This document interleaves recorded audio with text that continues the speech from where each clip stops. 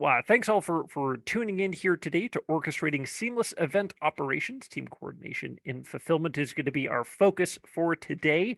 My name is Colin. I've got the pleasure of being the moderator for today's sessions, but we've got some excellent speakers. Before we dive in, I do have some quick announcements to make as we're getting some folks in here. So the agenda for today is we've done some quick audio checks before we've dove in here, and everyone is looking and sounding great. I'll then go and introduce the speakers one at a time, let them introduce themselves and talk a little bit more about their backgrounds and some of their experiences. And then what I'll do is I'll stop my screen share so we can get the panel discussion started. We do have some time at the very end of the session to save some time for some questions. And these sessions are intended to be interactive. So I see folks have already been doing a great job of getting in touch in the chat, responding in the poll, which is great. We also do have the Q&A pod as well. So if there are specific questions that you would like to ask our panelists, go and add your questions in there. That way we can queue them up and pepper them out throughout the session here. Want to give a special shout out to all of our annual users for tuning in today. Perfect. Looks like we've got Jillian in here as well. Great. Awesome.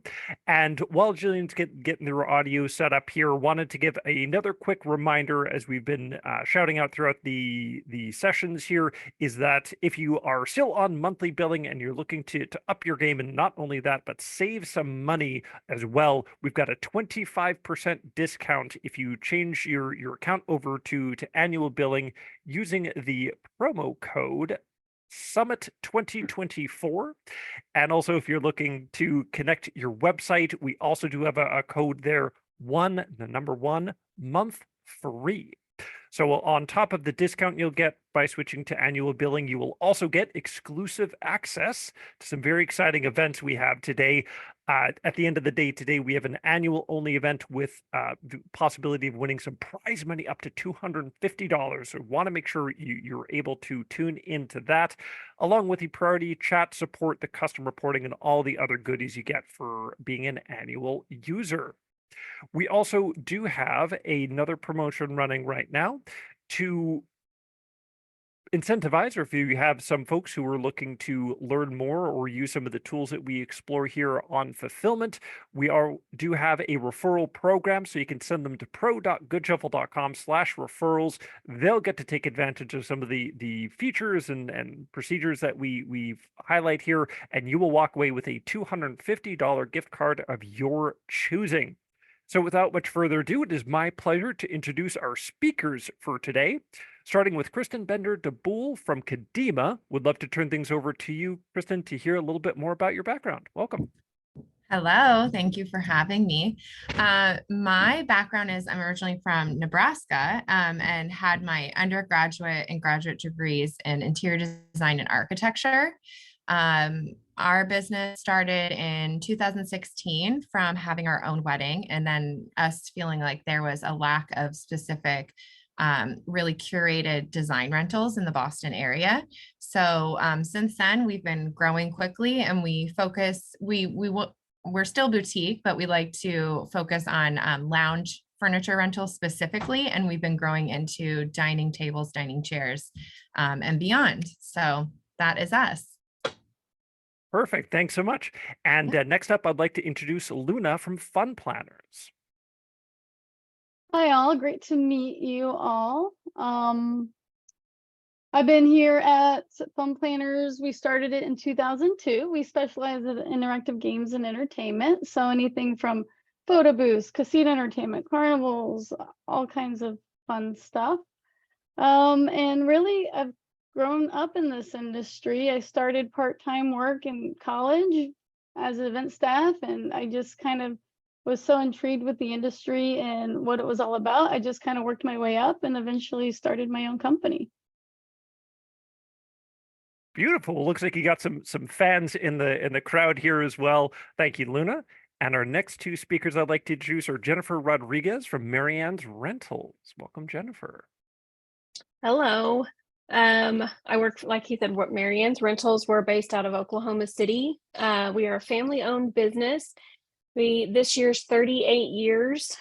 We started as a tool company with my grandfather, so I'm third generation owner, and it later turned into events as well in the 80s, and then that's where we stay now, solely events. We have, go all over Oklahoma. We have about 75 employees. I started here, me personally, when I was 18, and I've worked here full time ever since. My role is general manager, and then I also have a book of clients that I help directly. We are kind of the regular rental house where we have tables, chairs, tenting, decking, platforms, linens, table decor. Like we have like all the categories, so we're kind of diverse across that. We service all of Oklahoma, and then sometimes a little bit of West Texas. Very cool. Thank you, Jennifer. And last but not least, we have Jillian from To Be Designed LLC. Welcome, Jillian. Thanks, guys. Good morning. I'm Jillian. I own To Be Designed. We are an event design and production company in San Diego, California. We service all of really Southern California into Arizona. We'll go to Vegas, and then we will go to NorCal if necessary. I started as a wedding planner actually, and then just realized about eight years ago or so that our market had a gap in it as far as what the aesthetics were going to be trending towards. That vintage vibe was starting to trend out, and people were looking for more of a modern, unique, brighter, poppier, but still classic vibe. And so realized at that time this would be the perfect opportunity for me to jump in. So I bought a small vintage rental company, and then I was able to really develop it into the company that it is today, with full event design from florals, rentals, custom fabrication, branding, experiences, and the work. So we kind of do it all. And I'm excited to be here and talk to you guys about Goodshuffle. Perfect. Well, thank you again, Jillian. Where I'd love to start is turn things over to you, Kristen, because I know recently we've talked a little bit about using some of the resources in fulfillment and using some of the tracking resources to facilitate prepping and loading and tracking the progress on the orders. So we'd love to first turn things over to you to hear a little bit more about some of your experiences with implementing and learning a little bit more about that part of the platform. Sure. Yeah. So, I mean, I should preface the whole conversation to say that just like Colin said, we're just getting into being able to more fully utilize the fulfillment tab. Like for the longest time, we've wanted to use it. And I think from this last season, with how busy everything was post-pandemic, there were times, where we were getting stuff back that was like damaged, and we weren't really for sure, did this happen with us at the warehouse? Did this happen with us in transit? Or did this happen from the client partying too hard? Having some accountability at like every single step, I think, is something that we've been really trying to work on.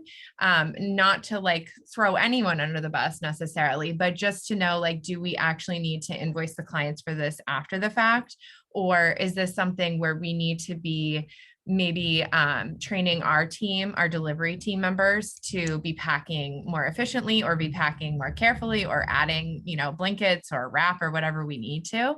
So we've been trying to also start to make it specific to our system. So like, I know the automatic ones for the fulfillment, the three columns or whatever, are named specific things. And I know we went back and forth with Colin for a little bit a few weeks ago about making them specific for us. So like us having the first column be pull and prep, second column be loading, and third column be delivery, specifically because we are working now with a subcontractor for some of our deliveries instead of having them in-house or having an overlap between our warehouse and our delivery.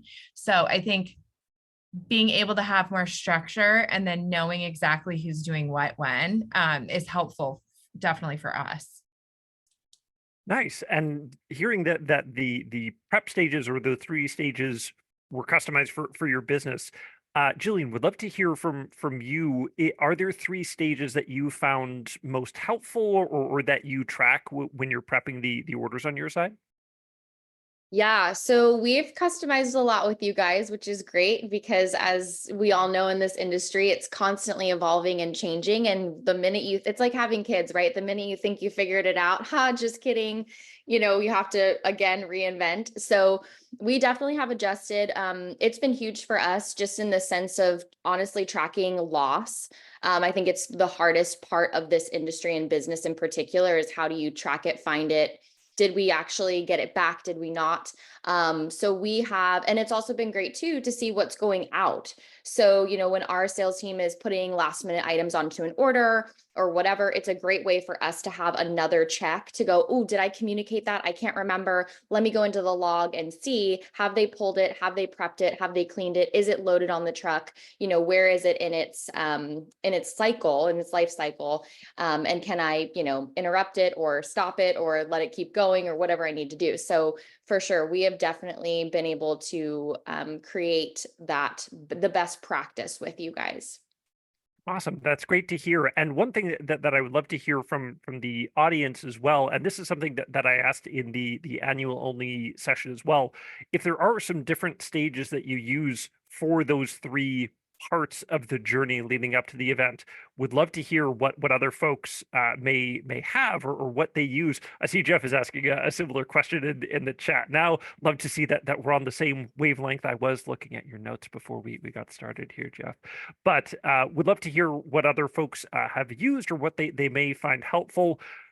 A lot of the companies I work with are over such diverse industries as well. So a lot of AV companies might want to know when things have been like charged or like checked before it goes out as that first part of the journey. But thank you for that feedback. And thank you, Kristen and Jillian, for letting us know some of the steps and some of the processes that you've been able to put in place. And one of the main things that I was hearing or taking away from my side is adding that accountability of adding, do we know when things have been gone out, what happened, who did it? And that is something that resonates deeply with me as well.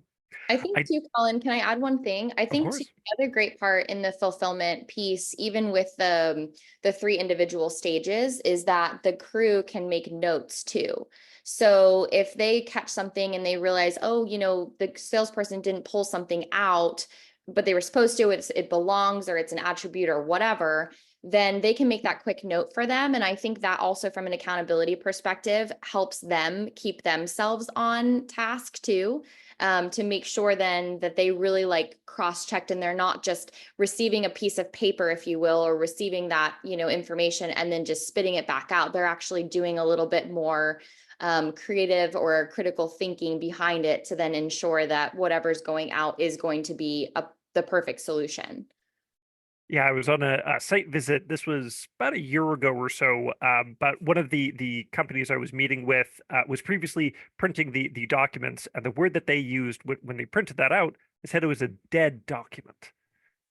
Because this is the event industry. People change their mind all the time. There's revisions, things are removed, things are added. I see we're getting some nods here. So Jennifer, on your side, can you talk a little bit more about any like changes with or any updates with revisions or experiences you've had with revisions? Well, we try to limit. We try. I'm just going to say we try, but we try to have a hard stop with the sales team making changes to the orders at 7 days out. So it's just like this rolling 7 days. If the order, we have cancellation policy. We have a 4-week and then we have a 2-week, depending on the size of the event. Once you get, that's also payment deadlines. Once you get past those, the only thing we're taking is add-ons. We're not taking any removals. Now, if someone has a full-on cancellation, we'll charge them a restocking and then we'll just walk that change through. But if someone is just like, I don't need 10 plates, well, too bad, you're getting the 10 plates, they're coming. So with regards to additions, if it is before before the 7-day mark, they will go in and just make the changes to the ticket, send it to the customer, send them to sign. If they're after the 7 days, we actually, so Colin and I got into a little debate about not too long ago, but we actually make a fresh ticket. So for us, because we, like you were talking, like Jillian was saying, that life cycle, once it goes, because we do so much volume, once they hit that 7-day mark, we are not editing that ticket in any way, unless I have to upload a file or add a note that would help the installers. Nothing's changing on that. So if someone calls and is like, hey, I need 12 more tables for my delivery tomorrow, I'm actually going to make a new order. And then we're going to connect them with the fulfillment notes. So we're going to say, please deliver this with blah, blah, blah, blah. And then it'll have a logistic at no charge so that the operations manager sees that there's 2 orders going and coming. The driver can see, they give the project number on both orders so they can see it.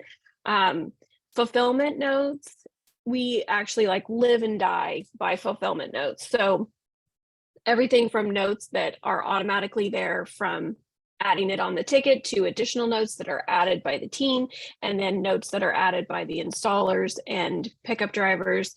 Everything's communicated once it goes live in that fulfillment notes section. Gotcha. Perfect. Well, thanks for that feedback, Jennifer. I'd love to turn things over to Luna to hear a little bit more about some of your recent experiences with fulfillment and how your team has been streamlining some of their operations together in fulfillment. Luna, you're currently muted on my side. My apologies. All right. So I think, the biggest exposure we do have, is fulfillment. Anything that happens, anything that's lost, any refunds are usually going to be from us not fulfilling our side of the contract. A while back, we actually changed it where now all of my event leads they are users, and every single person that comes in needs to scan and mark off all the equipment. I believe a couple of you were talking to that effect, where who pulled the equipment, their name and the timestamp, and the log is there, who loaded it. So we're using pulled, loaded, returned. Loaded and returned are both our trucking team or leads. And then closing fulfillment is going to be back to the warehouse. So I really do like that we have that accountability of an exact time that this happens, because if somebody turned in all the equipment before the event ended, that they didn't actually put eyes on the equipment and actually check to see that was on the truck. And vice versa, if it was turned in at 2 o'clock in the morning and the truck returned at 10 p.m., again, you have a little bit of accountability. And you say it in a positive view of like, hey, let's all be accountable, let's do our job, let's take our part. And I feel like everybody has really kind of accepted this and accepted momentum, and they've actually really appreciated, once they understood how it's used, that they could communicate with each other and say, oh, I can't find this. Oh, this is the person who checked it in. Let me shoot them a text. Let me give them a call. So that has really been a huge asset to us. And I think saved us a lot of chasing each other around. When you have a large team of 16 to 20 people doing fulfillment, it's hard to figure out who had their hands on that piece of equipment last. And now you have the storybook of what happened there. So that's big. Nice. And we did have a question from Alan. This is one of the questions that I was wanting to pose to the panel here. Starting on your side, Luna, is there a tablet or a piece of tech that you found helpful for your crew backstage? Is it a tablet? Is it a phone? Is there something that you found most helpful? Anything that they're willing to use, no, to be completely honest, because when you're talking about logistics guys, they just want to get the job done. So it does take a lot of positivity and encouragement to get them to turn that corner if you haven't had technology on that side of the business before. Our warehouse manager does have a computer where he can see every event and run logistics that way. It just helps him out to have all the tabs open of everything he needs to manage for that day. And then as they're going through the warehouse, we do have tablets where they can go through and mark things off as they go. And to be honest, some of the guys do prefer just to use their cell phone. So while we do provide a tablet if they want, they do like the ease of something small. They can log into, scan the QR code, log into their pull sheet, and go about their business that way and not have something a little bit bulkier. So honestly, just to get them to fulfill that need and execute that, we kind of let them choose what works best for them. Gotcha. Any other suggestions of tech that any of y'all have found helpful or impactful with the warehouse side of the team? I'll jump in. We did tablets. So we were on an old software that required you to be on a PC. So the minute we were on Goodshuffle and we could pick our tech, I just switched all warehouses to tablets and all drivers to tablets, and we kind of gave them like, and I've got language barriers, I've got generational barriers, I have stubbornness barriers, I have anti-tech people. Every mountain you could throw at this problem, we had those people represented here. So I kind of tricked him at the first and said, this is the only way you can see your orders. So no hate for me there, but we ordered iPads for everybody, gave them protective cases with like little straps. They can wear them like backpacks. They've got big heavy duty cases on them. And I told him, if you break them, I'll get you a new one. Don't worry about that. Just get out there, do your job. And so warehouse drivers, anybody not in the office is on a tablet. When they don't ever sit at their desks, like warehouse people are not at desks. They're like, where do I print my order? And I'm like, you don't. So here it is. Here's your tech. I believe in you. So we had a week. We gave them a week, 7 days. Paper, gave you a paper copy every morning. Here's your tablet. You have 7 days. At the end of 7 days, we will no longer be getting you paper.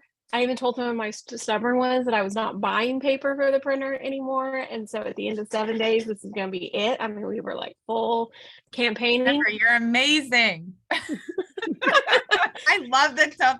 You're amazing for this. Amazing. Yeah. We need that Tough as love. well here. That's just tough love. So now they're fine. Everybody's fine. My guy that barely speaks English manages just fine. My guy that is 64 that only knew how to do, Control P is fine. Everybody's fine. They all lived to tell the story, and they carry their tablets around, and they're absolutely just fine. And that's one thing that I've heard is a common success point of like, start small, pick a job, and then build out from there. And then that's how you can iron out some of those pain points. You can get some experiences back from the team and get some feedback. That way it's not entirely like cold turkey, but you can sunset it. You could work toward the goal and the like. Yeah. And they actually were like, well, this is not as hard as I thought. And one of them was like, stop giving me these papers. And I'm like, yes. Got him. So we got him there. Nice. I do see we had a question regarding what like QR code or folk scanning. So on the paper pick list or the pull sheets, there is a QR code in the top right. And literally, if they have like a smartphone, tablet, what have you, they can scan that, and that'll bring them directly into the digital version of that project within Goodshuffle Pro. Cool. And the last part of Alan's question is, I know we've got a few other folks that have brought in some of their experiences regarding like, is this a solution for like bigger companies? I've talked to someone who it's like the husband and the wife partnership, and it's like, I need to know that my husband actually set up this arbor, because if it's not, I'm going to get a call back from the bride. So whatever size company you're using, there is always an opportunity to use fulfillment and find success there. In your account, there is also a complimentary or a free crew member seat as part of that subscription. So that's a great place to get started.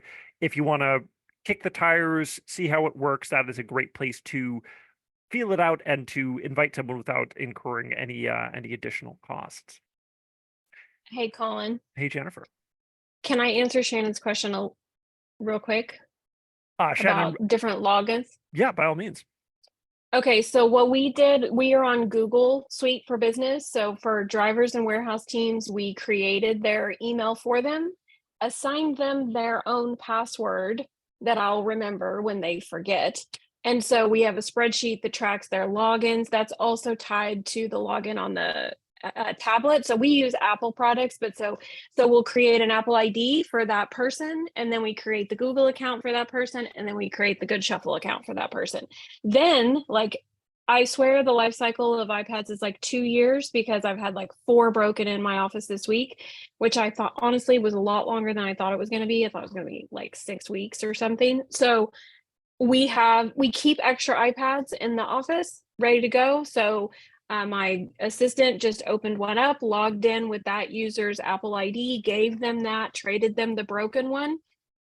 And I've got like 4 that have to go to the repair shop, and then I'll have my extras restocked. So we will just recycle those, but we give them, and then warehouse teams are all just limited users, and including our drivers, and our sales and admin staff are full users. It's how we separate that line. Gotcha. And one clarification I can give from my side as well is for crew members, anyone who's going to be interacting with the job, want to make sure that they're added in that crew or limited user seat. Read-only users, as the name suggests, can only see the jobs. They cannot track their progress. They cannot add additional items from the background. They'll just be able to see the events themselves. And I see that most commonly used for like talent, DJs, people who aren't responsible for like handling the equipment. They just need to know when they need to be there and what they need to prep on their side. Jennifer, would love to turn things back over to you, because I know when we were chatting, one of the things that you mentioned, like if you're not using fulfillment, you're only using half of the platform. Would love to hear a little bit more about that story and hear a little bit more from your end. Yeah, I think I'm going to charge you for that little tagline, because that was great. You know my money's no good. Loonies Yeah, and that's Toonies, it's great. all I got. Yeah, that's fine. I love it. Okay, so fulfillment, I don't know if we're talking about like packages or anything in this one also, but if you use packages at all, whether custom for the client or for your own benefits, just getting those bulk things dropped on there. So in fulfillment, you enter the packages, you have all the individual items. So that is where you can go in and the sales team can put additional notes. That's also where internal notes show up in fulfillment from the sales side. So they can be putting internal notes like this pipe and drape actually goes here, and this has a tie back, and this one doesn't. It's double hung, triple hung, like whatever they're saying. That's just more depth, 10 panels per section. And so in the field, they're getting that. They're not figuring things out in the field. It's already mapped for them. Those are general notes put on by the sales team when they're writing the order and making that commitment to the customer. Then on the driver side, they're putting additional notes. We use this heavily for multiple trucks. So it's very common for us to have 2 trucks on a job, or even upwards of 4 or 5 or 6. If you have a large job, let's say that's loading out 5,000 chairs, and they're not all going to go on one truck, and they're not all going to be set up the same day. So the drivers will go in and put how many they dropped or how many they loaded, how many still outstanding, and they'll add notes to each other so they'll know what's happening. Down at the bottom, fulfillment notes, kind of the summary, is what we use the most heavily.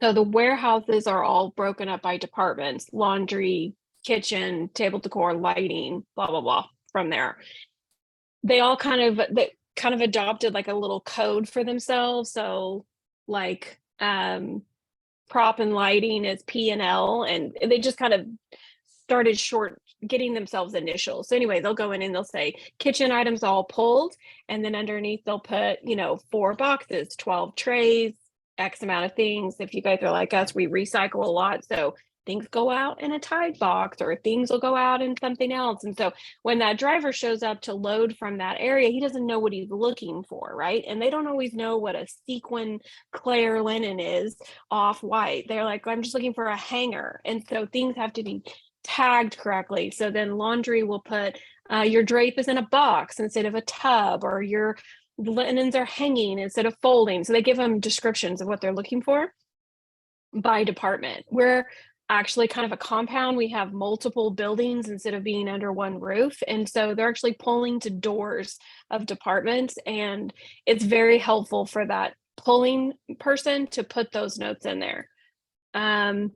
That also helps for the pickup driver, because he knows now if he's not the same as the delivery driver, he knows what he's going back to retrieve.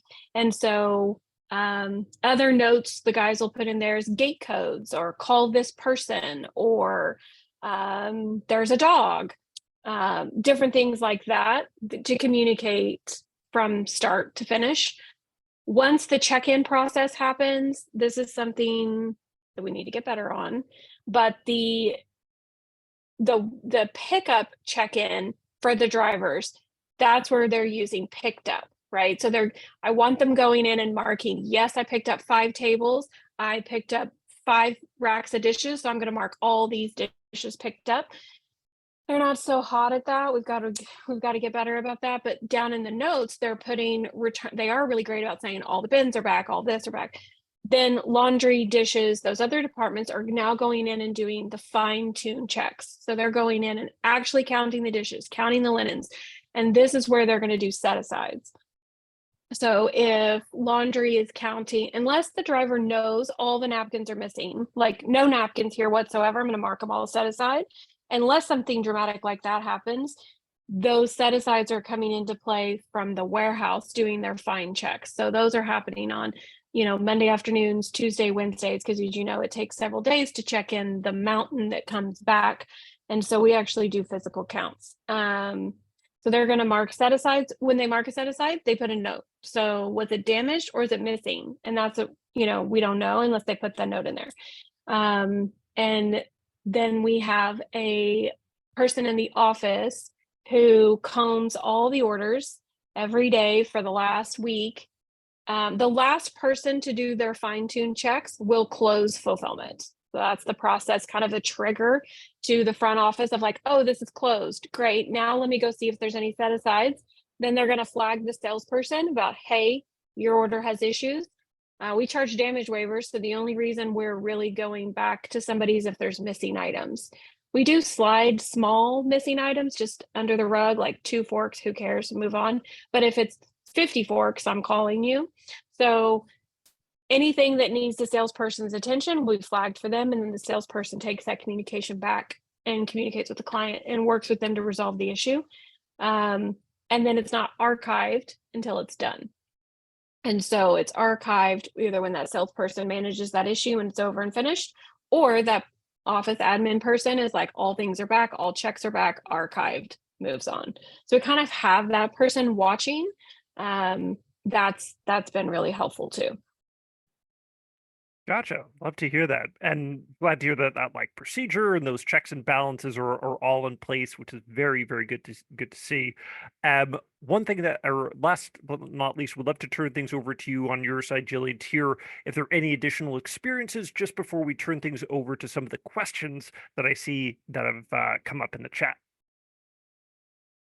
No, I mean, sounds like our business is very similar. Jen, I think you guys do probably a lot more volume than we do. I think ours is a little, we have a lot more of the design elements than I think a traditional rental company has. So, we're mixing in floral, there's a whole department for that. And we're mixing in, tabletop, but more on like decor and accessories. And so a lot of the little things this has been a blessing for us because the little things just get lost. It's very rare we leave a couch, but we definitely leave, 7 candles and 2 of those. And so that part has been really nice to track. I will say in general, just like talking financial, the amount of money that we have saved because of implementing this system, we probably in 2023, we implemented, I want to say like halfway through 2023, did a very similar thing to what Jen did. It was kind of a cold turkey. We had a lot of players in the game that were like, no, we can't imagine not using paper. We still have not jumped to having iPads for our crew. But again, we haven't done that necessarily because we do we have some other softwares that we utilize to better explain the full vision for our clients. So it is very visual. It's not just put a table there. There's a table there. It goes with this cloth. It has this centerpiece. It has these 5 candles. So it's very much more hands-on in that respect. So we haven't done the iPad thing. Maybe we'll get there. I'm not sure yet. So we still are printing in the final stages just for our crew. But as far as in the warehouse, there is no paper anymore.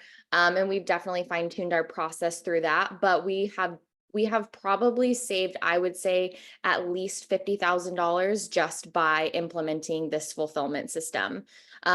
Because what was happening, we didn't know if it came back, we didn't know whatever, and then it would be 2 days before. Now I'm rush shipping things in because I don't have enough to fulfill the order. I'm sure these are all pain points y'all have experienced as well. And so by having that much sooner, we have a girl, her job is literally to manage the inventory. That is her sole job. And she sits there every day. She works with the individual departments. She makes sure that they put them, if an inventory item comes back and we're not going to trash it, it's still usable, but needs to go back to our building department to get fixed, then she puts it as a set aside and then it sits there. So when we as the salespeople are selling and we see, oh, only 2 are available out of 4, what happened? Now she can kind of be the barrier between, which has really helped. And she kind of lights the fire versus the sales team. You know, you all know there's a dynamic between a sales team and a warehouse team. And so you got to find the middle ground. And so, so she makes sure all of that happens for us. And by having her, she sits in every weekly meeting and is literally looking at it going, nope, that's not going to happen. Nope, that's got a red flag. And then can go back into the fulfillment notes to understand when things came back, what happened, did it get set aside, did it not get set aside? So just from an overall, I think, peace of mind perspective for any owners or managers, you know, this piece has been a game changer for our business. We do about 600 events a year. We're a $6 million company overall. Like, it is a game changer. I highly, highly, highly recommend. Thank you for those kind words, Jillian. I would shut down the session now because that's a great point to close on. The one question I did have that's piggybacking off of a session that happened yesterday was having the sales team has a regular meeting. And Jillian, sounds like on your side, you do have the warehouse crew, or at least a representative from the warehouse crew in on that meeting as well. Did I hear that right? Yeah, so we have a meeting every Monday morning at 9. It's called our production meeting. And so all of the department heads sit in that with the sales team, with our inventory manager. Our leadership is also in that meeting. That is basically focused on the week at a glance, the week that we are currently in. And then every Tuesday, we have a projection meeting where we look at usually 2, if not 4 weeks out of all the things that are coming down the line. Department heads don't sit in that necessarily because they're busy working for the week, but our director of operations sits in that. And then it's his responsibility to kind of pass the word on to the rest of the departments as far as, you know, big events that have a lot of logistics. Oh, we're going to need a lot of trucking here or whatever the case may be. And so, yeah, highly recommend also those types of meetings if you're not having them. Gotcha. Well, I see we've got a few other questions that are coming in through the chat here. One of the main things is that I'm seeing is how to handle that receiving of items back in.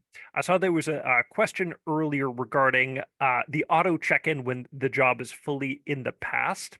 Some companies I work with have added buffers after the event to ensure that those items are still thought of as in use, even after the event itself is in the past. Do any of y'all have any experiences with using buffers or checking things back in manually?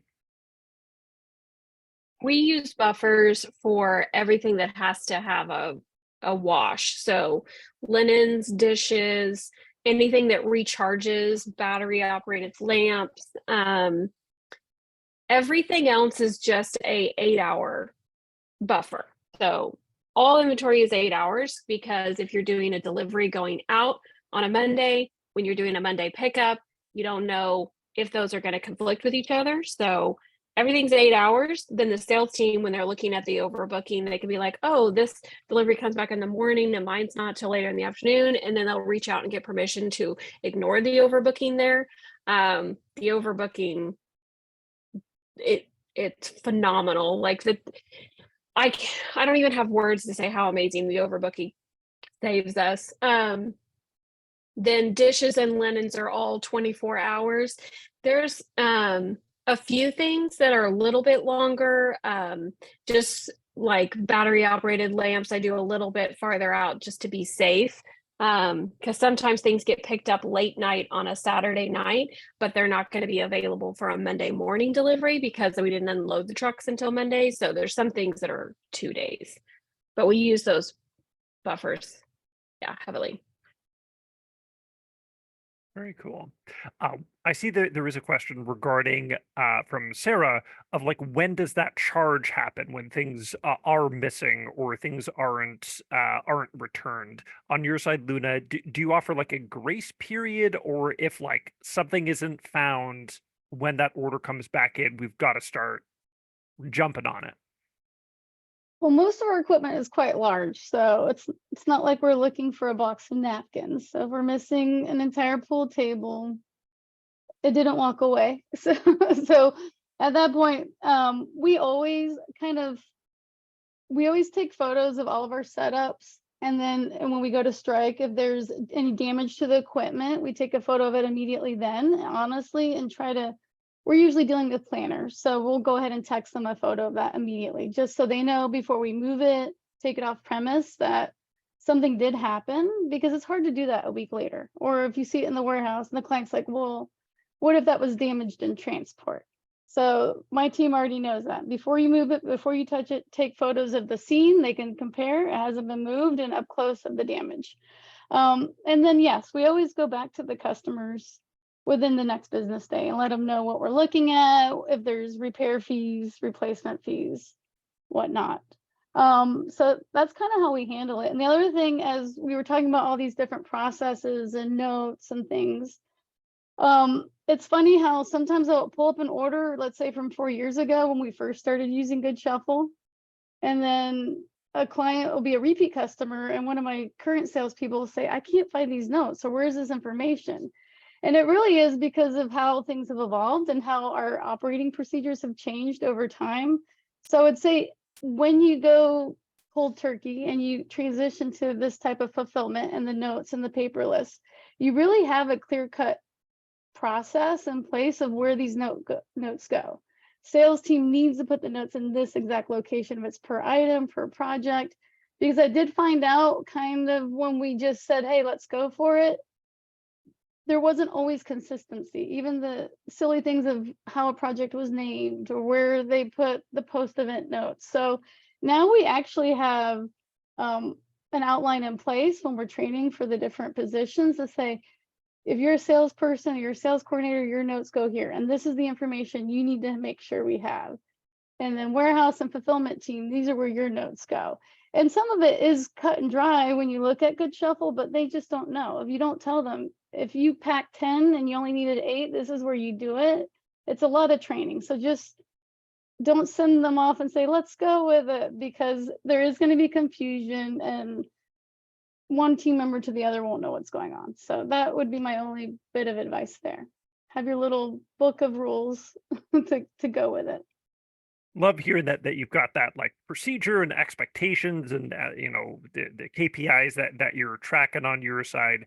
And one thing that I'll of course selfishly mention from my side is that team training and that team onboarding that doesn't just need to fall on your shoulders or the person who they're taking over for's shoulders. That's where myself and our team, we're happy to share some best practices. Loving hearing that they're using the or taking photos of the setups. A lot of folks I work with have like added those to the files, tagged the files. That way the next time they're setting up at the events, they have those resources. So always happy to share some of those best practices from my side as you start to bring on more people, or you're starting to learn a little bit more about fulfillment. I One do of see. the things, Okay. Colin, can I add one thing? One of the course. things I also want to just say, if the fulfillment, I personally think in conjunction with what Jen said, like if you're not using this part of the platform, you're only using half. But the other half of it that I think has been a game changer for us too is like the attributes and accessories element. And so that also helps your fulfillment, because if you already as the sales team are pulling it in, or it's automatically pulling in, it makes it a lot easier on the fulfillment side, because now they don't have to remember all of the nuances or random little doodads that go with X, Y, or Z. So for example, if we're going to sell a cabana, we have connectors and there's bases and there's sandbags and there's all these other elements that go along with one cabana, rather than wasting time, honestly, on the sales side to pull in each individual thing and kind of have to do that math, right?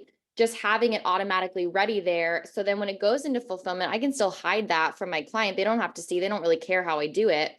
But now on the fulfillment side, the girls or guys or whoever's pulling, they can look at it and go, oh, okay, cool. I got to remember, I got to do this, this, this, and this. Oh, and I need the bolts. I mean, how many times have we gone on site and we don't have the bolts? Anybody? Like, and you're like, wait, what? You need those. It's an essential piece to the puzzle.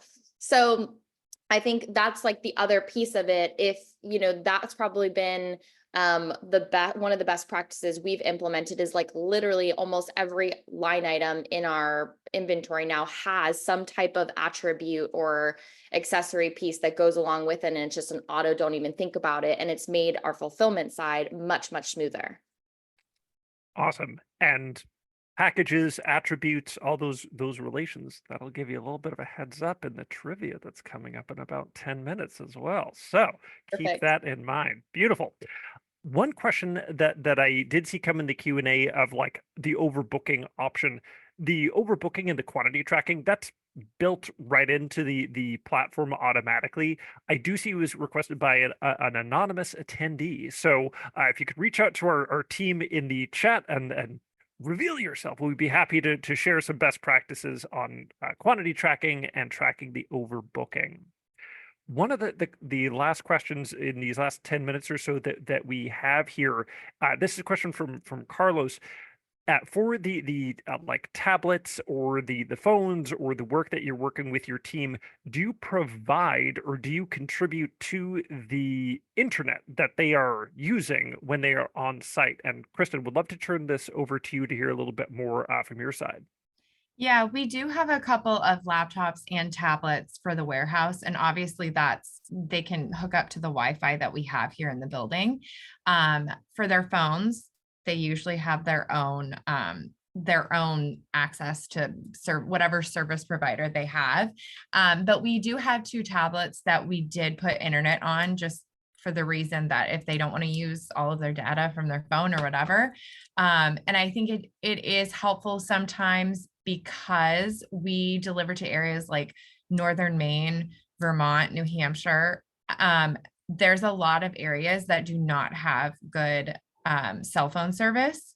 So it is helpful to have like just an added layer of Wi-Fi just in case some of their phones aren't working, because that's been an excuse for not like doing a check-in or receipt from, you know, a sign off from a client in the past, is like, oh, well, we couldn't access it because our phone didn't have service. In which case I'm like, okay, well, then we're going to have to make sure and implement tablets for everybody on every delivery, just in case, like double, triple check. So yeah, it's split right now for tablets. We're in progress of moving them all, but I feel like Jennifer's advice of cold turkey 7 days, and you know, that's it. I think that's what we're going to have to start doing. We actually took the approach on the cell phones and tablets as like, these are tools to do their job. So it was a little bit of an internal debate, but then we got there because like, we don't make someone bring a computer to work to sit in the sales office. So why we don't expect someone to make a delivery in their personal vehicle? Why would we not give them so all drivers have cell phones with data to communicate with clients. And then all drivers also have tablets with data to do their job. So we just started, instead of looking at them as like perks or like a special thing, this is just the tech needed to do your job. They all sign a property form saying that they've been issued it, and they understand if they lose it, that they're responsible for it.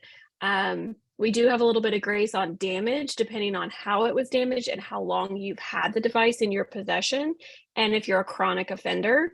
But it does state in there that they understand that if they break their tablet, you know, too many times, then they'll have to start contributing to the repair. But when we shifted tech to no longer being like a fun thing, but as like an actual tool needed to do your job, it just took the fight out of everything. And you know, you start, here's your tablet, here's your cell phone, here's how you do your job. I think you also have to check where you are doing business. If you're doing business in California, it's insane. To your point, Jennifer, 100% agree. We did not want the liability of giving people additional things to be responsible for. So I just said, forget it. Per the law, I'm giving you X amount of dollars in your paycheck, every paycheck. And that goes to the cell phone use that you use, or the data use or whatever, while you are working. It covers me legally, and then it also just, you know, feels good overall. And then it forces them, because now I'm saying, well, I'm technically paying you to do this and to use your own stuff for your job. So you don't really have an excuse. Yeah, we have done whatever you call it, the paycheck thing. Like, we had salespeople in the past that were just given like a stipend or whatever towards their monthly cell phone. And I know California is just like lives by a whole different set of rules than the rest of the world. But for us, when that person left and then they took that cell phone with them, and then all the communication and all the client contacts were stored on their phone, where that was actually company property, and I never could get it back. And so we stopped doing that also for that point, because if someone is ended in a way that's not pleasant, not mutual, and they don't care about the benefit of the company, I want to have full access to, you know, their communication line with everybody. And so we had a salesperson leave in a very ugly way, and he did the monthly payment for his cell phone. And so he had full access to my client database, just from his records, you know, on his phone. And I just swore I would never give someone that much control again. Yeah, that's a really valid point too, for sure. Because even if they take it and lose it, and you feel like they've kept it, even if they don't work there anymore, and they're like, sorry, can't find it, as an admin, I can just completely wipe the device and lock them out of everything. And it gives the company full control over their own property. Yeah, very valid. Awesome. Well, I do appreciate all of the insights and all of the banter that I've been seeing in the chat. I know that there are some questions that we weren't able to cover here today, but I love to see people reaching out to others in the chat regarding some of their procedures regarding handling some linen and some napkins, and what to do with will call or in-store orders. And there is a lot of additional resources that I've shared from my end in the resources section here. So by all means, if there are any additional questions that I can help answer from my end, want to definitely invite y'all before the end of the day today, if you do still have that included limited user empty or vacant in your account, go ahead and invite one of the crew members, even if it is your partner who's helping you prep for these orders. That is a great way to get started and to dip your toe into using this incredibly rich and, you know, money generating part of your money saving part of your business. And if there are any additional questions, happy to help from my side, but want to give another thunderous round of applause to our fantastic speakers today. Thank you, Kristen. Thank you, Luna, Jennifer, and Jillian. Really appreciate all of your insight. And for those of you in the chat, thank you for your great questions on the time here today. We do have our trivia coming up here, our little lunch and trivia coming up here in a few minutes. So I'm going to go ahead and close this session out. That way folks can go and grab their lunch. They can come back and we'll be getting started in our other room shortly. But thank you all again. Look forward to seeing you in the next session.